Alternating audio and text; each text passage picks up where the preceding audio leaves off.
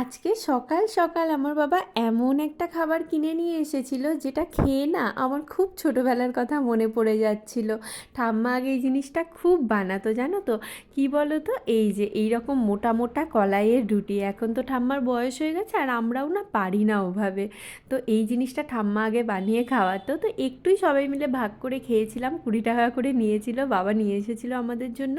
আর তারপরেই চলে গেছিলাম রান্নাঘরটা একটু ঠিক করতে।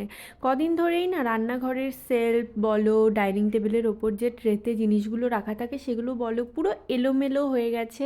তো চায়ের কাপ, কফি মাগ, জল খাওয়ার গ্লাস সব কিছু সব ট্রেতে আলাদা আলাদা সেপারেট গুছিয়েছি। তো তারপরে নিরামিষ রান্নাঘরের সেলফটাও একটু পরিষ্কার করে নিচ্ছিলাম, আর তখনই আমার বাবার আবদার এলো যে আজ খুব ঠান্ডা লাগছে, একটুখানি চা করে খাওয়া।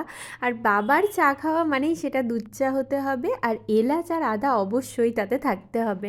তো সুন্দর করে একটু চা করলাম, আর দিদিও খেতে ভালোবাসে তাই দিদির জন্যও একটু করেছিলাম।